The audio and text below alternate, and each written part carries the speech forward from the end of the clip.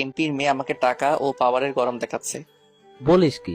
এমপির মেয়ে তোরে টাকা ও পাওয়ারের গরম দেখায়?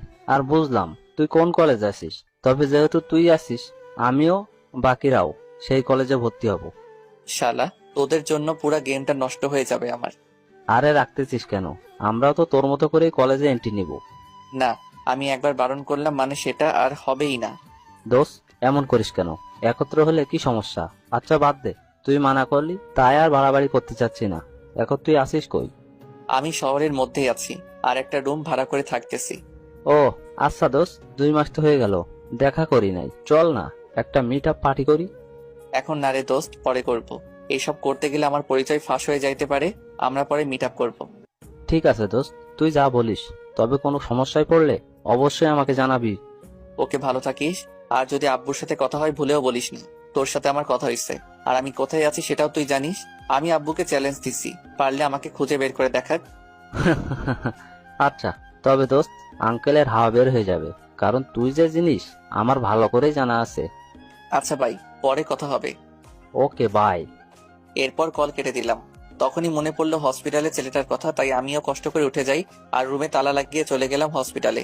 সেখানে গিয়ে দেখি ছেলেটা তানভীরের সাথে কথা বলতেছে, আমিও তাদের কাছে চলে গেলাম। আমি আহত ছেলেটাকে বলি, ভাই এখন কেমন আছেন? তানভীর ছেলেটাকে বলে, ভাই, ইনি সেই ব্যক্তি যে আপনাকে আমাকে সহ এখানে নিয়ে আসে। থ্যাংক ইউ ভাই, আমাকে সাহায্য করার জন্য। ভাই এটা আমার কর্তব্য ছিল। আচ্ছা ভাই, আপনার নামটা কি? আমার নাম সুজন। আমার নাম অন্তর। আচ্ছা তানভীর ভাই, বিলের কথা কিছু বলছে? না, বলে নাই। আর আমাকে ভাই ডাকিয়েন না। আমরা কি বন্ধু হতে পারি? হ্যাঁ নিশ্চয়ই। তবে বন্ধুরা যেভাবে তুই তোকারি করে সেভাবে কথা বললে বন্ধু হতে পারি। তারপর আমরা তিনজনে বন্ধুত্ব করে নিলাম। আচ্ছা, আমি বিলের ব্যাপারটা জেনে আসি। আমিও যাব তোর সাথে। ঠিক আছে। আর সুজন, তুই রেস্ট কর। আমি আর তানভীর বিলের ম্যাটার শেষ করে আসি। এরপর আমি আর তানভীর মিলে কাউন্টারে গেলাম। এরপর পেশেন্টের ডিটেলস দিয়ে বিলের কথা জিজ্ঞাসা করলাম। স্যার, বিল কিভাবে দিবেন? ক্যাশ নাকি ক্রেডিট? জি, ক্রেডিট কার্ড। তখনই দেখলাম তানভীর চোখ বড় বড় করে আমার দিকে তাকিয়ে আছে। জিব্বায় কামড় দিলাম। শালার, ভুলেই গেলাম আমি এখন একজন সাধারণ ড্রাইভারের ছেলে, যার কাছে টাকা পয়সা তেমন থাকার কথা না, থাকলেও কম থাকবে। আর ক্রেডিট কার্ড তো ভুলেও থাকার কথা না। অন্তর, তুই ক্রেডিট কার্ড দিয়ে বিল দিবি? হ্যাঁ, এগুলো আমার ইনকামের টাকা।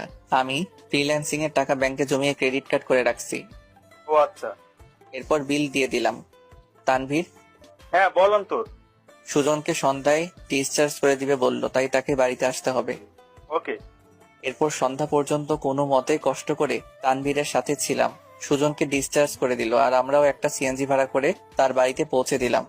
আচ্ছা দোস্ত, তোর নাম্বারটা দিতে পারবি? আরে বেটা নে, মানা করছে কে? পরে নাম্বার দিলাম। আচ্ছা ঠিক আছে দোস্ত, কাল কলেজে দেখা হবে।